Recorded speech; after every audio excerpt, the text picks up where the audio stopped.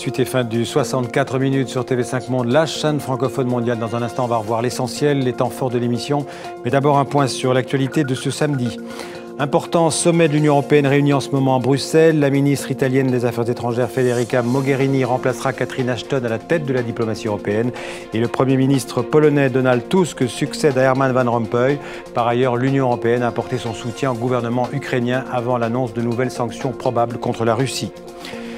En France, le Parti socialiste, divisé par le virage social-démocrate libéral du nouveau gouvernement de Manuel Valls. Les frondeurs font entendre leur voix à l'université d'été à La Rochelle, mais sans menacer pour l'instant, en tout cas, la survie du gouvernement. Une image de judo pour saluer la victoire du Français Teddy Riner cet après-midi au championnat du monde dans la catégorie des plus de 100 kilos. Teddy Riner qui a décroché son 6e titre en battant en finale le japonais Ryu Shishinoe.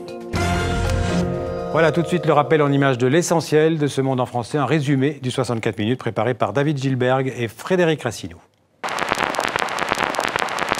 Qu'attendez-vous de ce sommet? Une action décisive pour une désescalade du conflit à l'est de l'Ukraine. Vous voulez plus de sanctions? Oui. C'est sûr, les 28 veulent réagir. Ils le feront probablement avec un nouveau train de sanctions. Et pour cela, ils vont demander à la Commission européenne de préparer ces nouvelles sanctions. La plainte déposée au Sénégal vise un policier accusé qui s'est enfui à Dakar. Ce témoin clé a assisté au meurtre de Floribert Chebeya et de son chauffeur Fidel Bazana, mais n'a jamais été entendu par la justice congolaise.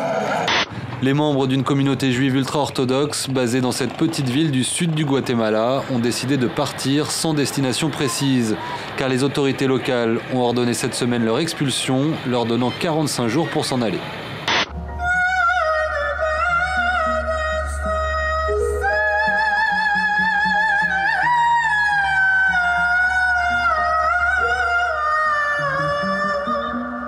La politique, c'est le courage de s'interroger sur la vie dans la cité. La politique, c'est le courage de s'interroger sur les espaces que nous créons pour nous entendre, pour nous comprendre, pour nous disputer et pour nous rassembler. Depuis le début de la semaine, entre le remaniement, l'arrivée de M. Macron comme ministre de l'économie, le coup de sonde sur les 35 heures, la remise en cause de la loi Allure, les seuils sociaux, les ordonnances sur le travail du dimanche, on voit bien qu'il y a des marqueurs qui sont clairement sociaux-libéraux. Et la question qui se pose à nous, c'est est-ce que nous validons ceci?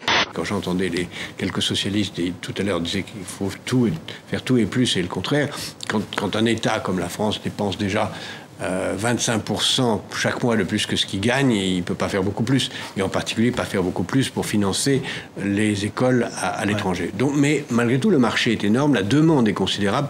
On savait que l'économie brésilienne, la 7e mondiale, était en petite forme. Mais cette fois, c'est officiel. Après 2 trimestres consécutifs de recul du PIB, le pays est entré en récession.